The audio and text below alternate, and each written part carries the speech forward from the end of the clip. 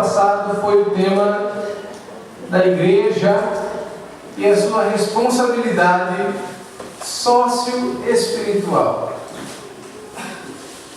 Eu fiquei muito feliz quando recebi esse tema, porque lá em Shangri-La, os irmãos de Shangri-La sabem, né, os que estão aqui, de que há meses atrás nós falávamos exatamente sobre aspectos da igreja. E falamos durante um mês inteiro sobre o que é a igreja e o seu papel. E eu vou poder trazer um pouco desse pão que nós comemos lá em Shangri-La para compartilhar com todos vocês.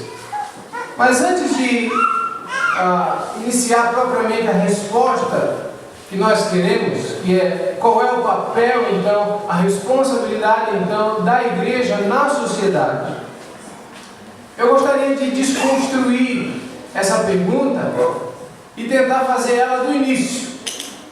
Qual é o papel da igreja na sociedade? Qual é o papel da igreja? O que é a igreja? Porque, irmãos, ainda hoje, pessoas têm dificuldade de entender o que é a igreja. E eu não sei se essa é a sua realidade, e eu gostaria de esclarecer isso para você nessa noite. Eu não sei qual é o conceito que tem formado na sua mente sobre igreja. E o conceito de igreja passa por muitos... é um conceito tão abrangente que necessita que a gente toque em alguns aspectos linguísticos assim. Não sei se você era bom em português quando você estava na escola. Se você não foi bom em português, talvez você hoje vai aprender uma lição de grego. Já pensou? Você poder chegar para seu professor e dizer: olha, em português eu não fui tão bem, mas eu aprendi grego na igreja. Tá vendo? Nós vamos hoje falar então sobre a palavra igreja no original grego do Novo Testamento. As pessoas têm várias ideias sobre a igreja. Por exemplo, tem pessoas que acham que a igreja é exatamente esse prédio. Prédios como esse, né? Que nós estamos aqui dentro. Talvez quando você sair de casa e você disse para a sua família: vamos à igreja, você estava se referindo: vamos àquele prédio verde, pintado, bonito, reformado, que está fazendo aniversário. Talvez foi esse o seu pensamento. Vamos à igreja, vamos àquele local. Será mesmo que igreja é o local? Não é isso que a Bíblia, que a palavra de Deus fala. Na verdade, a palavra igreja no grego é eclésia. Eclésia. E essa palavra, traduzida no grego, como no português para igreja, no grego ela quer dizer assembleia, ajuntamento de pessoas. Ela nada tem a ver com local. Ela tem a ver com pessoas. Não tem a ver com paredes, um local, um espaço, embora ele seja um espaço bonito e útil para nós nos reunirmos, mas a igreja nada tem a ver com os tijolos, o cimento, o reboco e a pintura que hoje nos abrigam nessa noite. A palavra eclésia quer dizer um ajuntamento, uma assembleia com um fim específico, e às vezes essa palavra é usada até para designar ajuntamentos de qualquer sorte. Na Grécia, aliás, na cidade de Atenas, eclésia era o ajuntamento político deles. Era como eles resolviam as questões políticas e sociais. Era como eles faziam a sua democracia, faziam o voto do povo através da eclésia da igreja. Então, essa palavra eclésia, que é a igreja, ela tem um fundamento de assembleia de pessoas, mais do que qualquer coisa que você possa imaginar, como um prédio, por exemplo. Então nós precisamos, inclusive eu gostaria de citar alguns versículos que podem nos ajudar a trazer essa elucidação. Atos, no capítulo 19, versículo 32. Uns, pois, clamavam de uma maneira, outros de outra, porque na minha versão diz, ajuntamento era confuso, e os mais deles não sabiam por que causa se tinham ajuntado. Alguém tem uma versão diferente dessa? Como é na sua versão? Assembleia? Isso. Essa palavra que consta aí, nesse verso, é a mesma eclésia que nós nos referimos quando falamos de igreja. A mesma palavra. Certo? No versículo 39 também: mas se alguma outra coisa demandais, averiguar-se-á em legítimo juntamento, ou em legítima eclésia, ajuntamento de pessoas. E aqui, esse ajuntamento de pessoas, é claro, não tem nada a ver com o conceito do Novo Testamento de igreja que nós conhecemos. Era realmente apenas um ajuntamento de pessoas para resolver uma questão política ou de ordem do povo. Né? Tem mais versículos até. O versículo 41, ainda dentro desse capítulo, também utiliza a palavra e, tendo dito isso, despediu o ajuntamento. Despediu a eclésia. Certo? Até no Velho Testamento, quando se falava da Assembleia do povo de Israel, na tradução do Velho Testamento, que foi escrito em hebraico e aramaico, para o grego, foi traduzido a Assembleia dos Israelitas como eclésia também. Então, nós precisamos entender de verdade o que é a igreja, então. Se a palavra é tão abrangente assim, o que a Bíblia, o que a palavra de Deus nos diz sobre igreja? No sentido do Novo Testamento, a palavra eclésia significa igreja cristã. E nós podemos separar isso em dois níveis: um nível local e um nível abrangente, ou melhor dizendo, talvez universal. No nível local e no nível universal. A palavra igreja, no nível local, significa o que nós fizemos hoje aqui. Nos reunimos como igreja local. Nós somos pessoas. Essa igreja aqui em Pontal do Sul está estabelecida no balneário de Pontal do Sul. Isso é um local. Na cidade de Pontal do Paraná. É um local. Especificamente um local. Mas também existe a igreja no sentido abrangente, que é o corpo de Cristo, formado por todas as pessoas que professam fé em Cristo Jesus como nosso Senhor e Salvador. Todos aqueles que creem em Cristo, diz a Bíblia, fazem parte de uma igreja, de uma eclésia, de um corpo que não é físico e nem local, mas é um corpo espiritual.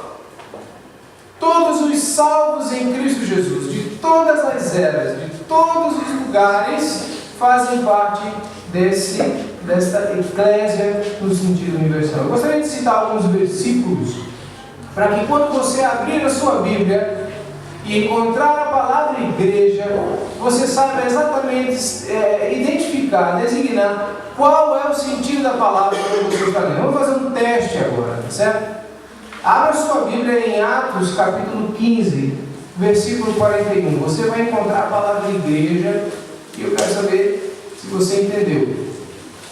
Se essa palavra está no sentido local ou no sentido universal da palavra. Atos 15, 41.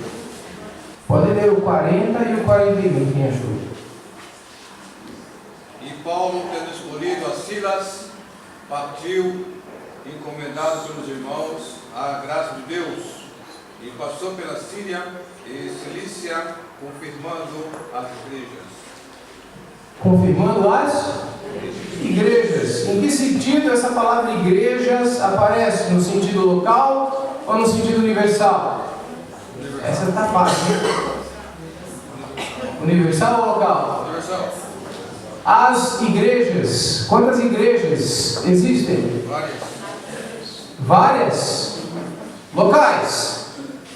Mas universal só existe uma. Então, quando Paulo saiu para ir às igrejas, ele estava indo de local em local.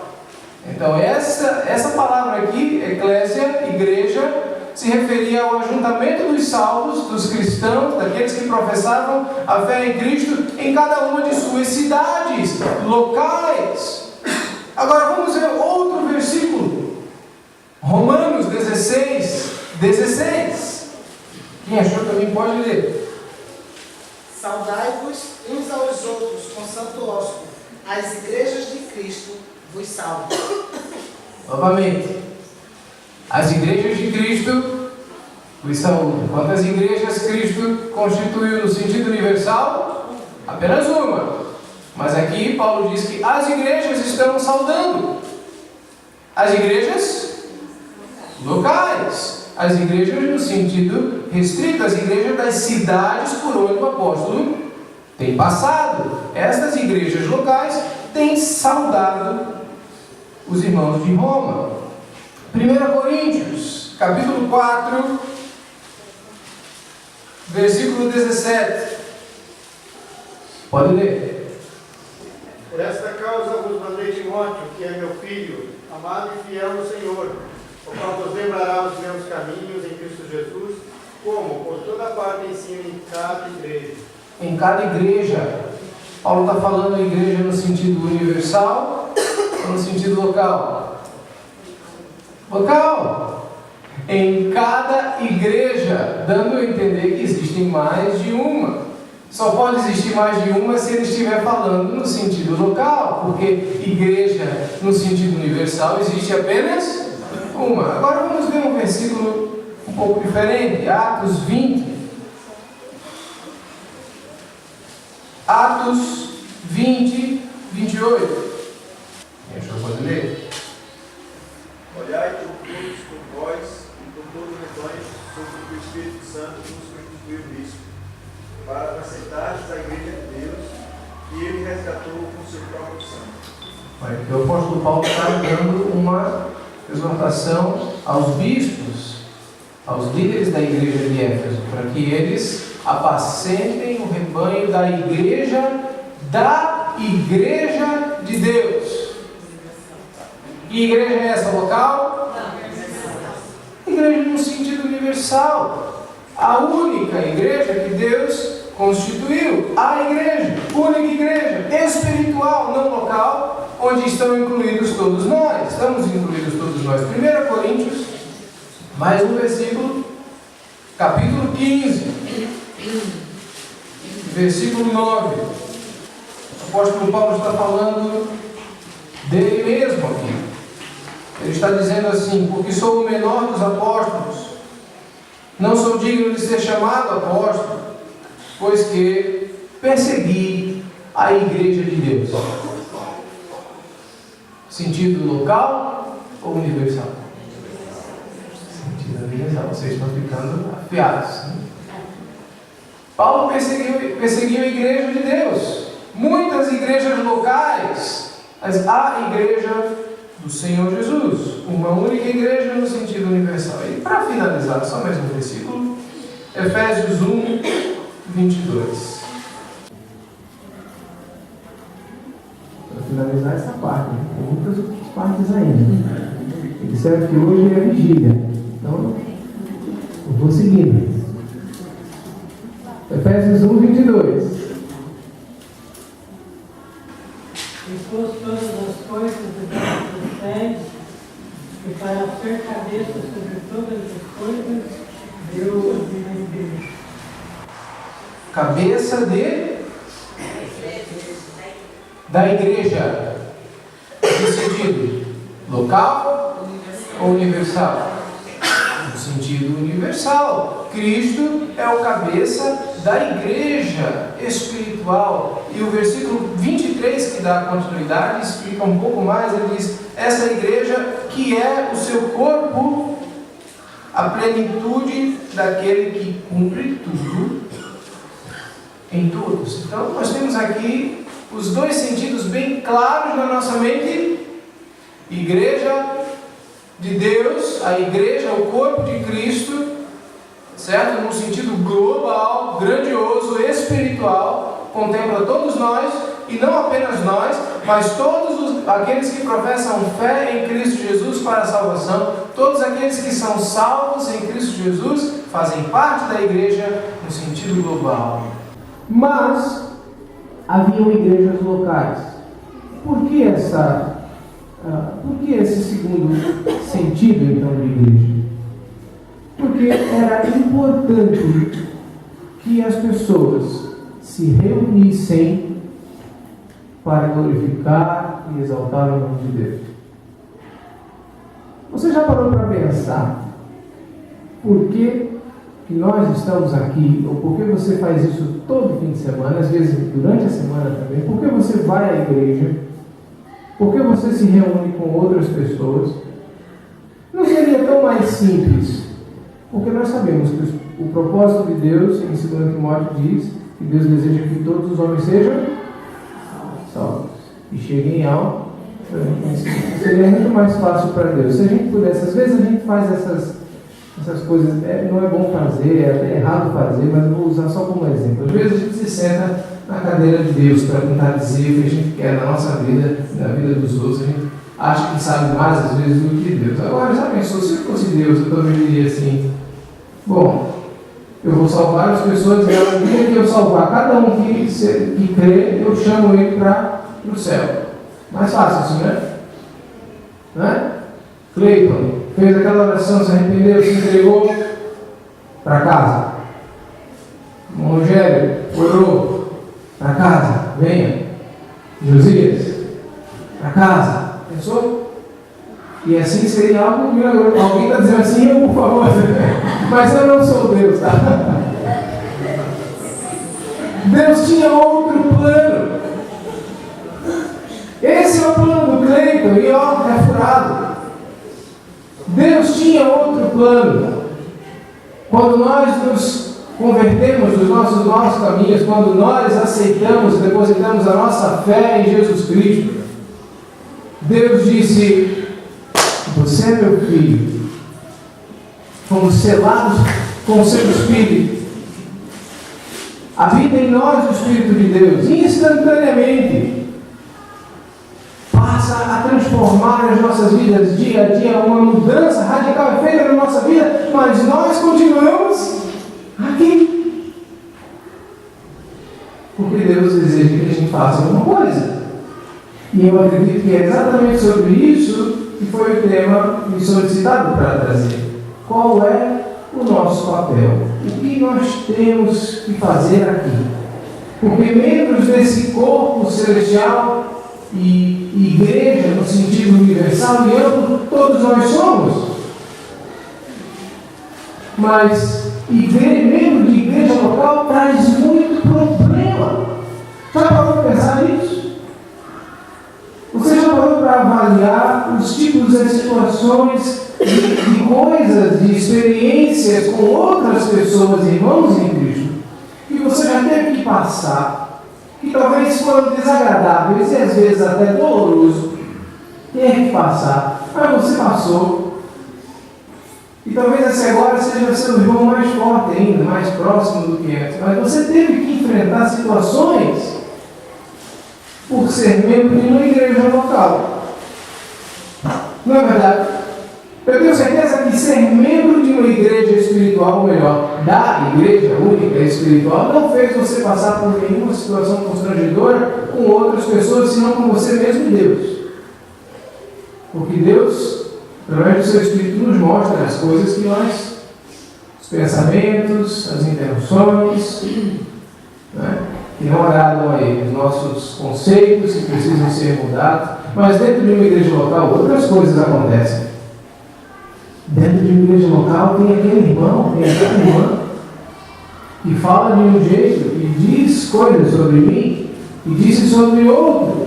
Tem aquele outro que nada faz por boa vontade, tem aquele que murmura, tem aquele que é assim, sabe? E aí começam os problemas.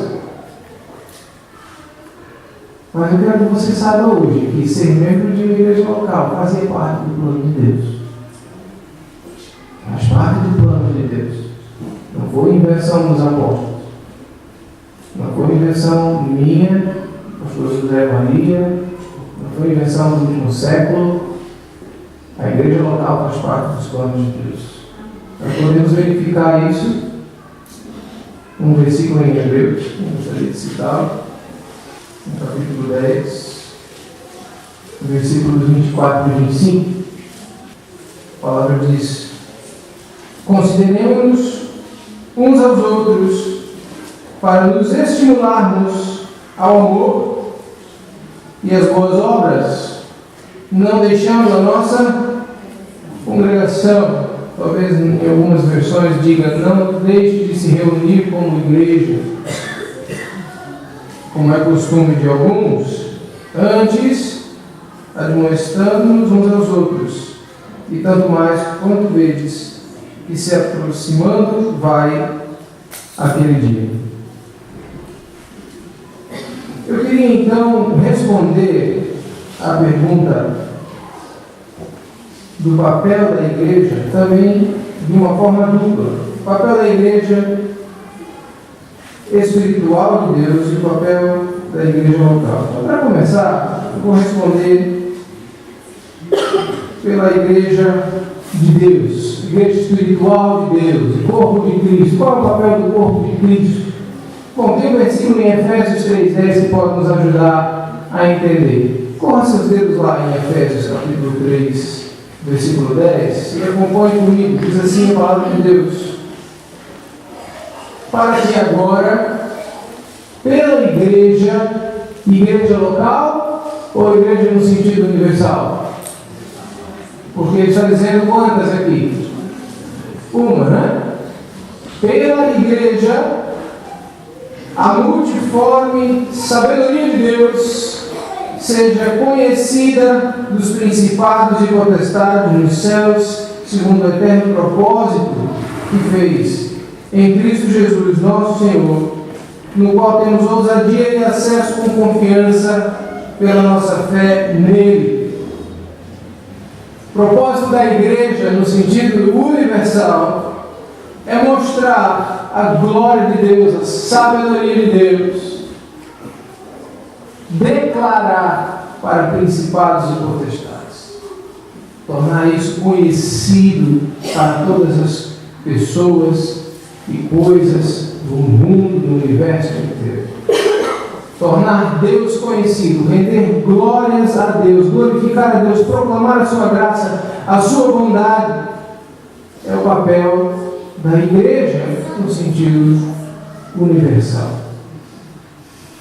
Quando Cristo morreu na cruz, quando esse mistério foi revelado e agora é anunciado, o apóstolo Paulo iniciou, e hoje ainda estamos aqui, o mundo pode conhecer um pouco mais sobre esse Deus maravilhoso e gracioso que deseja nos salvar.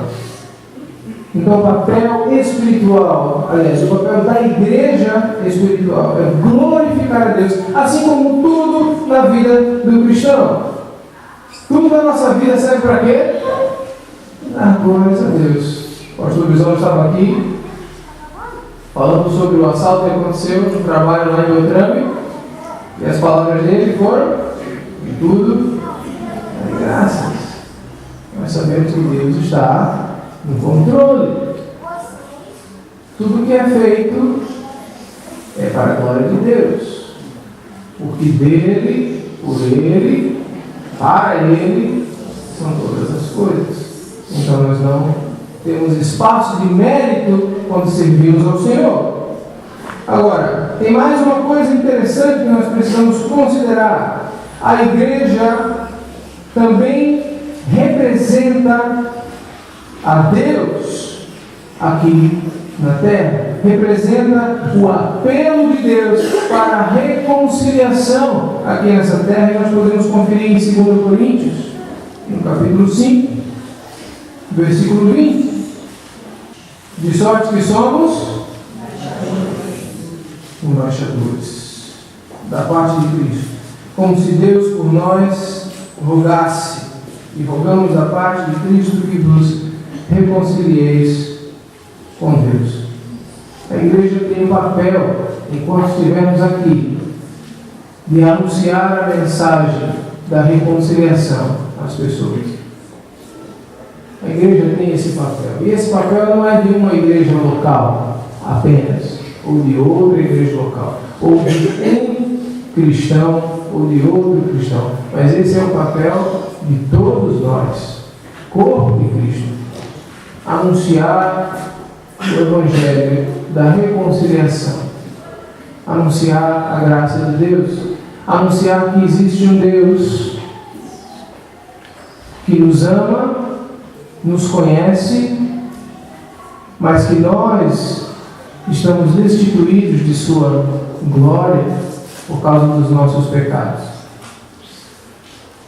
Talvez todos aqui, eu espero, já tenham tomado a sua decisão por Cristo, já tenham entendido a sua condição, já tenham entendido o que Ele fez na cruz ao morrer e ressuscitar em nosso lugar para nos trazer justificação, redenção, para nos purificar dos nossos pecados. Se você já entendeu isso, amém. Significa que você também faz parte dessa responsabilidade. Se você não entendeu isso, está entendendo agora, pode ser hoje o dia da sua salvação. Pode ser hoje o dia que Deus quer te salvar. Agora, meus irmãos, sobre a igreja espiritual, nós temos, além dessa responsabilidade que é de todos, nós temos muito mais coisas que Deus fez por nós do que propriamente coisas que nós façamos por Ele. Porque na igreja espiritual, nós não fazemos nada por mérito, como lhes disse, é tudo pela glória do Senhor. Tudo que nós fazemos é, na verdade, um produto daquilo que Ele já está fazendo ou já fez em nós. Então não há méritos. Eu não faço nada por mérito próprio, por esforço próprio que possa me fazer crescer. Se faço isso, eu sou o maior tolo que existe. Você pode cair nessa, saia disso. Você nunca pode dizer que está fazendo nada para Deus, como se você estivesse acrescentando algo que Ele não tivesse. Meu irmão, reconheça a graça do Senhor em todos os aspectos de sua vida. Nós não somos merecedores, nós não somos dignos de nada. Tudo que fazemos, o apóstolo Paulo disse que é Ele quem efetua em nós o querer, o realizar. É Ele quem faz. As vitórias que nós temos dentro de nossa alma, quando vencemos e quebramos barreiras, pecados e conseguimos subir um ou outro degrau na escada da santificação, é mérito de quem? É mérito meu? É mérito seu? É mérito do Espírito Santo, que habita em nós e trabalha em nós. Todas as vezes que você abriu a boca para cantar um louvor aqui, ou para trazer uma mensagem, uma saudação, todas as vezes que você evangelizou alguém na rua, ou entregou um folheto, é mérito seu? Foi o Espírito Santo de Deus agindo sobre a sua vida. E se você não reconheceu isso, volta um pouquinho e tenta se lembrar do que significa graça. Certo? Então, na igreja espiritual, nós temos muitas coisas que estão lá porque Deus as colocou lá por nós, porque nos ama e porque é bom. Devido à nossa posição espiritual, nós, como corpo de Cristo, somos vistos como perfeitos por Deus. Não porque eu seja perfeito, você seja perfeito, sabemos que caminhamos em direção a isso, mas Deus já nos enxerga e a palavra de Deus diz assim: olha, vocês que são perfeitos, ou vocês que já estão sentados nas regiões celestiais, as bênçãos de Deus, Deus já nos abençoou com todas as sortes de bênçãos espirituais. Essas coisas já não são por garantia. Deus já nos enxerga recebendo aquilo que um dia ainda iremos receber, mas nós temos isso espiritualmente, por força do que Cristo garantiu por nós na cruz. Não é maravilhoso? Esse corpo, essa igreja é governada por Cristo, nutrido por Cristo, imaculada, bendita, perfeita, tudo porque estamos em Cristo, porque sem Ele nós não temos nada disso. Vamos ver alguns versículos. Efésios, no capítulo 2, versículo 6. Ele nos ressuscitou juntamente com Ele e nos fez assentar nos lugares celestiais em Cristo Jesus. Onde é que você está sentado hoje? na cadeira. Você está na cadeira. Mas a palavra de Deus nos garante que o nosso assento celestial já está lá. Os lugares celestiais.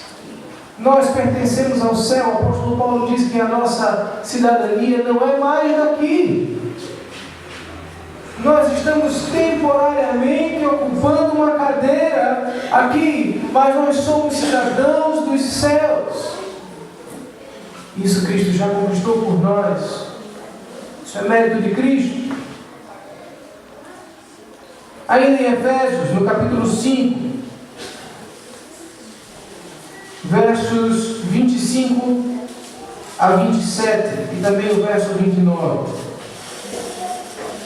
O versículo começa dizendo: vós maridos, amem vossa mulher, como também Cristo amou a igreja, no sentido local ou no sentido abrangente, universal? Ele amou a igreja e a si mesmo para fazer o que com ela? O que Cristo fez com a igreja que somos nós no sentido espiritual? Então ele a santificou, purificando com a lavagem da água pela palavra, para a apresentar a si mesmo o quê? Gloriosa. A igreja no sentido universal é gloriosa. O que mais? Sem a igreja do Senhor é sem mácula. O que mais? Nem ruga, nem manchada e nem envelhecida, nem coisa semelhante, mas ele diz, ela é santa e irrepreensível. É assim a igreja do Senhor, porque todo o mérito disso é de Cristo Jesus. E todo esse aspecto santo, puro, bom e maravilhoso, ele só está lá porque todas as nossas falhas foram corrigidas por alguém. E esse alguém, o Senhor Jesus. Todos os erros que nós ainda trazemos conosco, toda a fraqueza, toda a corrupção, foi dita pelo pastor Rogério aqui, isso foi corrigido pelo caráter de Cristo. Então nós podemos gozar de todas essas bênçãos enquanto membros dessa igreja universal, e para estar lá você não tem como se filiar assinando um hall de membros, e você também não pode ter uma carteirinha da igreja, mas para estar nessa igreja você precisa estar em quem? Em Cristo Jesus. Agora, passando adiante, eu gostaria de falar do papel da igreja local.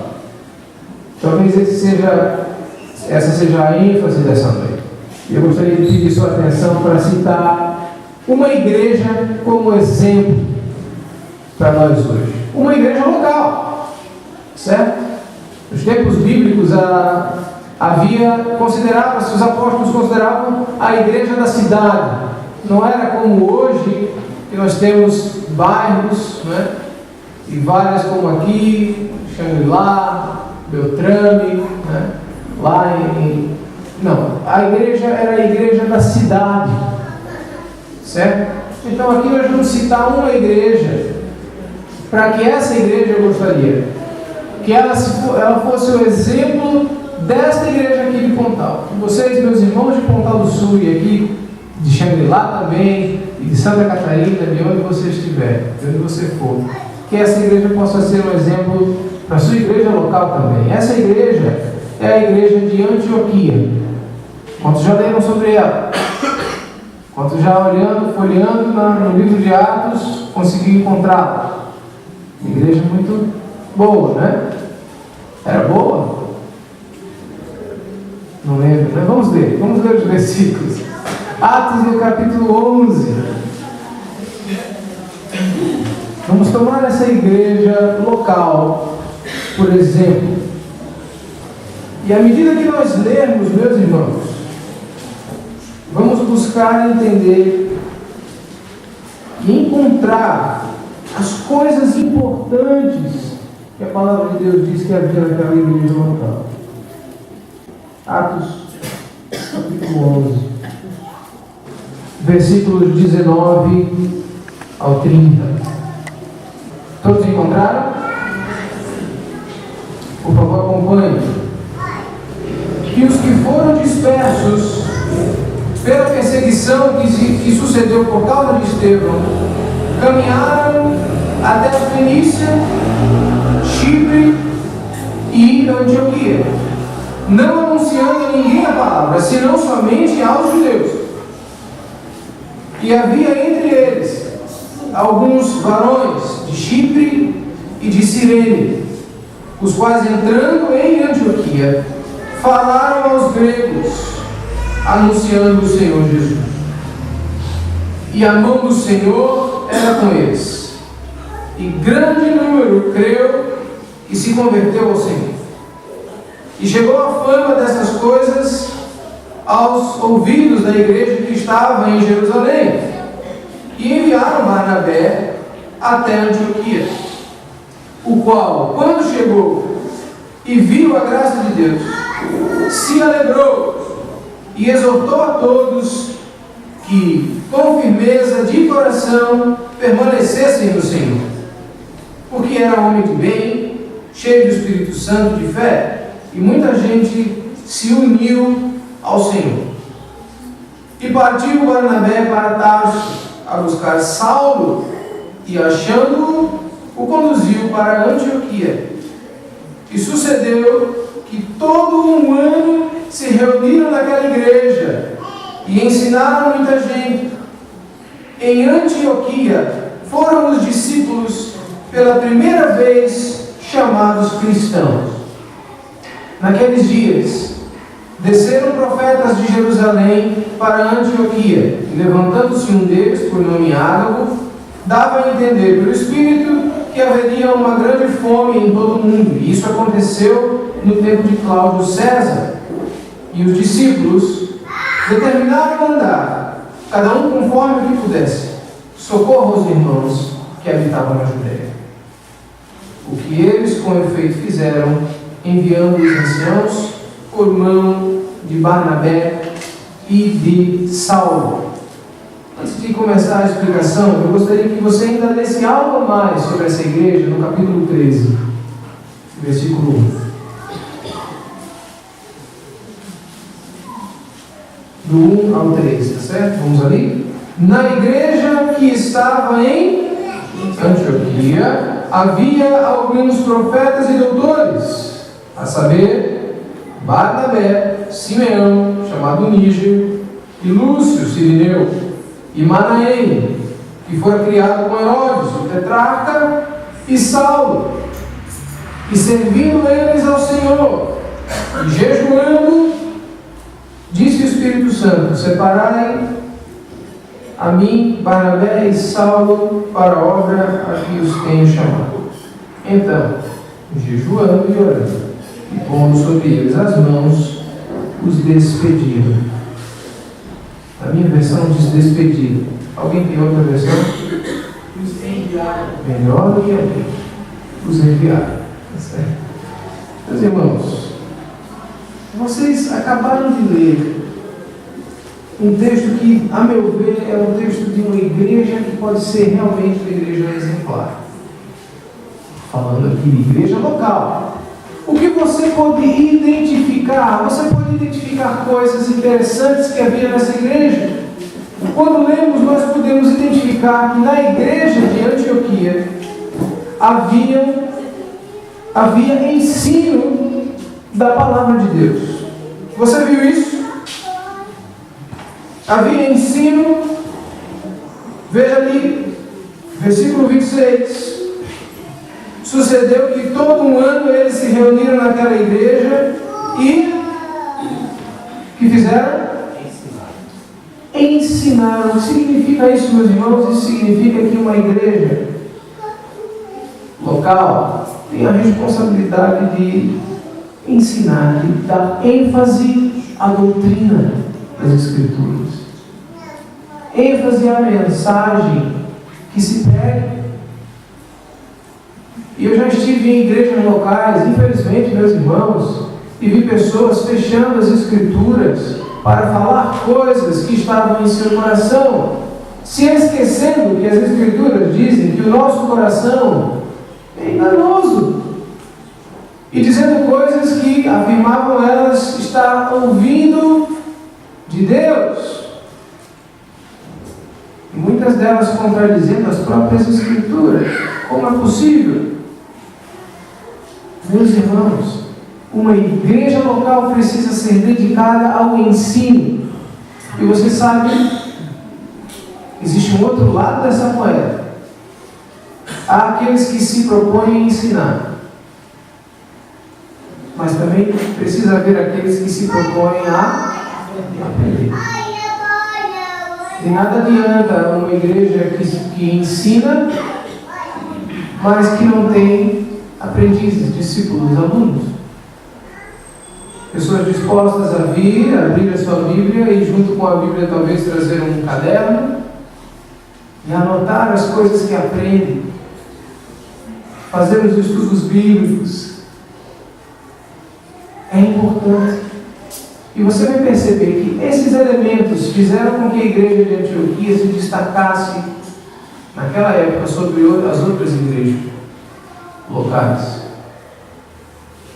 Ensino.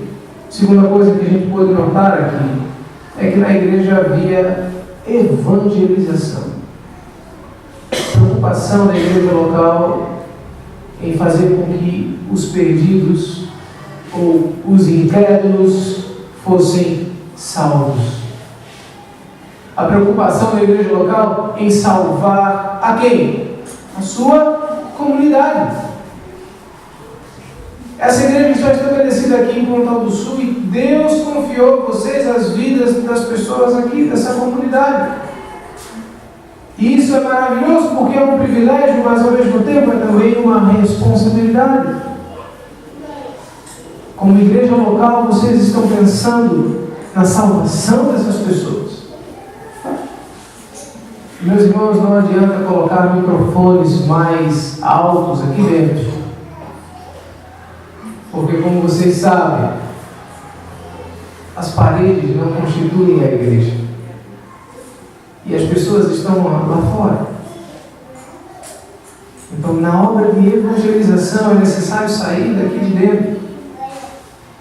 Eu sei que tem muitas pessoas que pensam que a evangelização significa convidar pessoas para vir à igreja. Isso é o nível 1, tá? Isso é o nível 1. No mínimo faça isso. No mínimo chame as pessoas para compartilharem do pão que você se alimenta espiritual. No mínimo. Mas o que faziam os membros da igreja de Antioquia? Vamos ver de novo ali.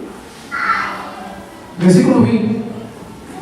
Havia entre eles varões de Chipre e Cirene, os quais, entrando na cidade de Antioquia, falaram aos gregos, anunciando o Senhor Jesus. Nós nos esquecemos que evangelização tem a ver com anunciar. Alguém aqui já vendeu alguma coisa? Já vendeu um carro, uma bicicleta, uma casa, né? Quando você quer vender alguma coisa, o que a gente faz? Até quando você quer doar, você anuncia, né? Tem um cachorro lá em casa que de vez em quando eu me arrependo que eu tenho ele. Ele dá muito trabalho, né? Meu avô gosta muito dele, eu deixo ele lá, né? Por enquanto vamos aí. O nome dele é Bingo. E eu consegui esse cachorro com uma bagatela, meus irmãos. Minha esposa queria muito um cachorro. E ela começou a mostrar para mim os bichinhos que ela queria. Eu olhei e fui vendo o preço do bichinho que ela queria. Era muito caro o cachorrinho que ela queria. Eu falei, isso precisa mudar. Eu comecei a mostrar para ela um outro tipo de cachorro, mais barato. E ela foi gostando. Fui pegando as melhores fotos que eu encontrava na internet. Aquelas bem fofinhas assim. Falei, olha, esse aqui, ó, ele é lindo. E ela foi gostando. Esse era 50% mais barato que o outro. Aí finalmente eu pesquisando nos anúncios, encontrei um anúncio assim, doa-se. Perfeito. Só tinha um detalhe. Ele era meio da raça e meio vira-lata. Mas isso era algo que não tinha necessidade que minha esposa soubesse, pelo menos no começo, né? Então eu fui atrás desse cachorrinho lindo, o nome dele é Bingo. A raça seria Beagle. O nome ficou Bingo justamente porque ele quase conseguiu ser um Beagle. Bingo. Mas foi atrás de um anúncio que alguém desesperadamente, porque não tinha condições de criar, colocou na internet. OLX, né? E aí você vai. As pessoas têm acesso, as pessoas podem ver, porque está anunciado, porque está estampado. O Rogério falou da placa, né? Há 51 anos estampada ali na frente. Igreja do Evangelho da Graça. Aqui anuncia-se a graça. Mas às vezes é necessário que esse braço estenda-se um pouco mais para alcançar pessoas que não prestaram atenção na placa, ou que não fazem ideia do que ela significa. Até porque hoje tem muitas placas e placas e placas em todo lugar. É necessária a evangelização, que é um erro a igreja que pensa que a evangelização é algo do pastor da igreja ou daquele membro que tem o dom. A evangelização deve acontecer por cada um de nós, porque esse na verdade é aquela responsabilidade da Igreja Universal. A Igreja é o corpo de Cristo. Eu não gostei de falar Igreja Universal agora. A Igreja Espiritual de Deus e o corpo de Cristo precisa anunciar como um embaixador a vontade de Jesus. Outra coisa que nós podemos enxergar na igreja de Antioquia está ali no finalzinho dos versículos 28, 29 e 30. Vocês viram o que aconteceu? Naquela época ainda haviam profetas e um profeta, o nome de Ágabo, recebeu de Deus uma notícia de que haveria fome. Haveria fome em todo o mundo. E os irmãos da Judéia passaram dificuldades. O que a igreja de Antioquia fez? Está lá no versículo 29. E os discípulos determinaram mandar, cada um, conforme o que pudesse, socorro aos irmãos que habitavam na Judéia. Primeira coisa, isso aqui para mim tem um nome: comunhão. Comunhão. Os irmãos estavam lá na Judéia, longe, outra cidade, dias para chegar lá. Outro problema, cada um por si. Não! Comunhão. Hoje é o aniversário da igreja de Pontal, mas tem igreja de Xangri-Lá, tem igreja de Santa Catarina, até nos Estados Unidos, tem pessoas aqui de vários lugares, porque nós somos uma só igreja, porque nós somos membros do corpo de Cristo. E a comunhão traz implicações, traz responsabilidades. Comunhão significa dividir repartir a nossa vida, ter coisas em comum. E as necessidades também são coisas.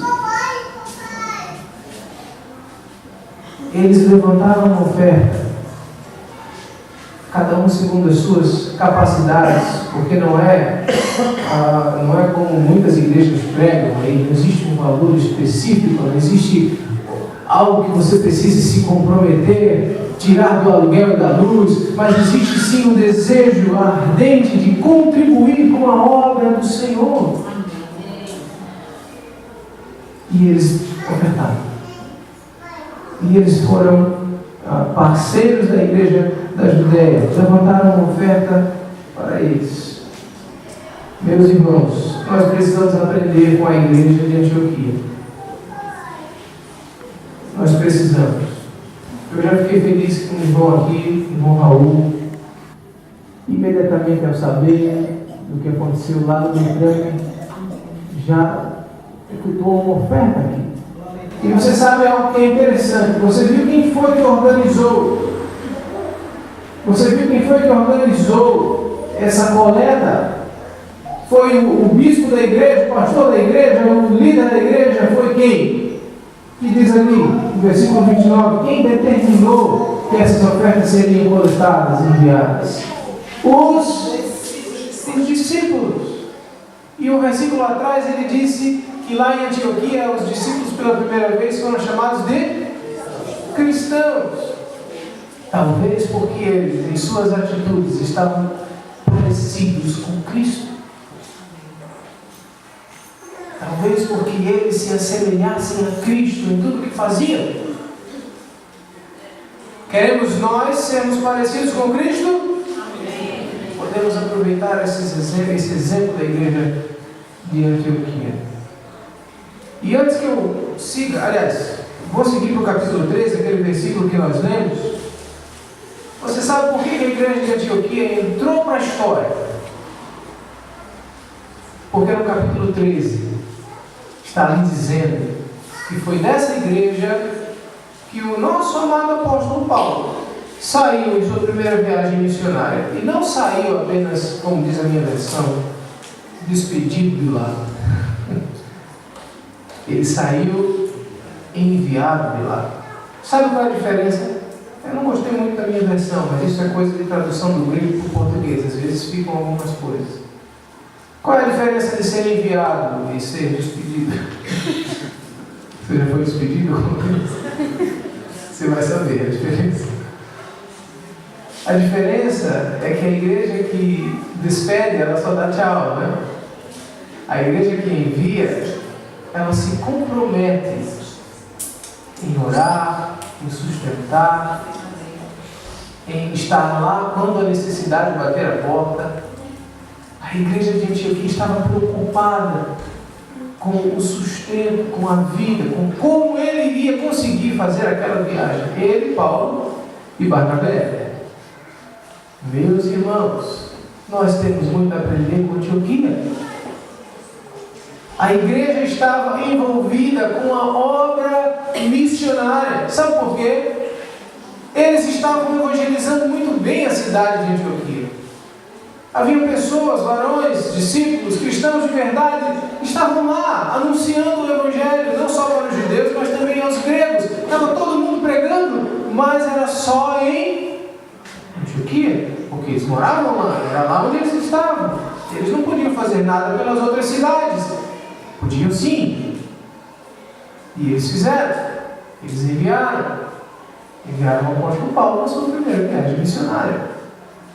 Essa é a igreja básica. Ele ia, fazia viagem e voltava. Meus irmãos,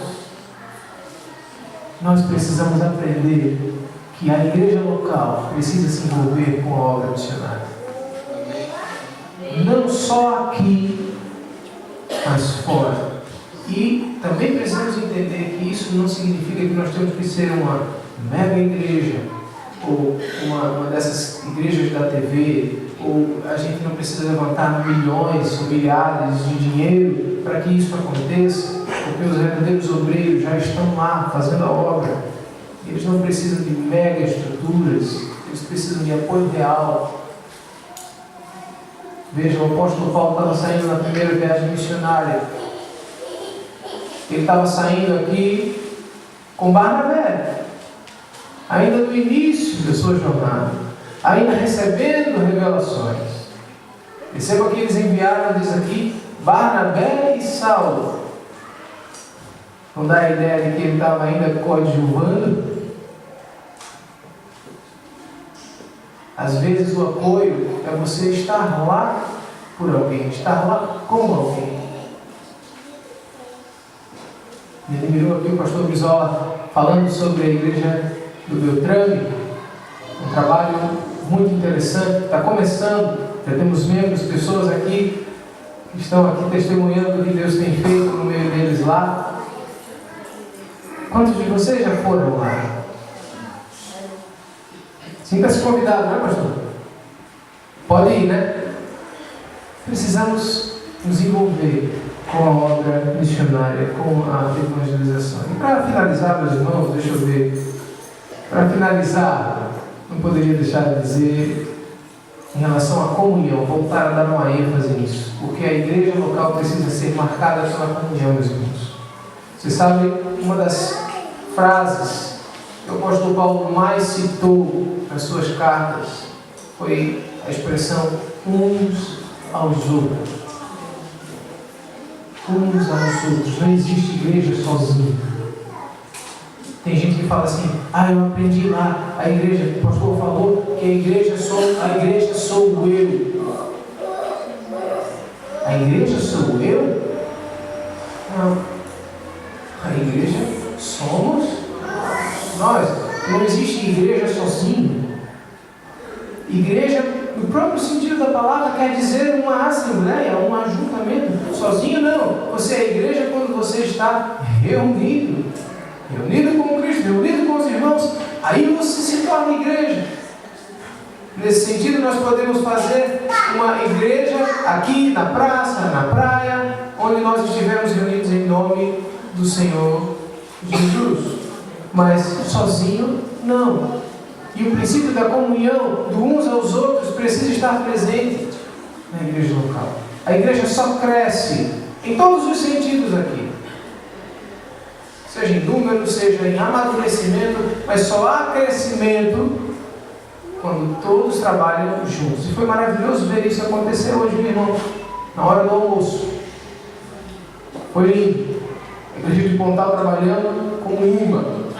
Cheguei, já me fizeram cortar fila, porque eu cheguei um pouco atrasado, tinha gente repetindo.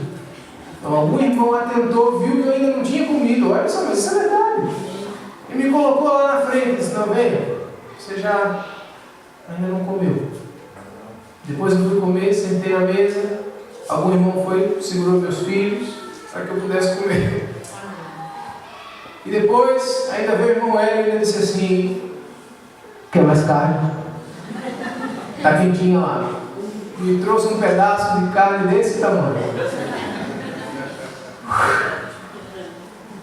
A igreja cresce quando trabalhamos juntos. Mas não apenas em eventos como esse. Em todas essas coisas que nós citamos aqui. É necessário que haja ensino, é necessário que haja evangelização, é necessário que haja envolvimento com a obra missionária, é necessário comunhão. Em todas essas coisas que nós possamos aprender com a igreja de Antioquia e desenvolver para a glória do nosso Senhor Jesus Cristo. Amém?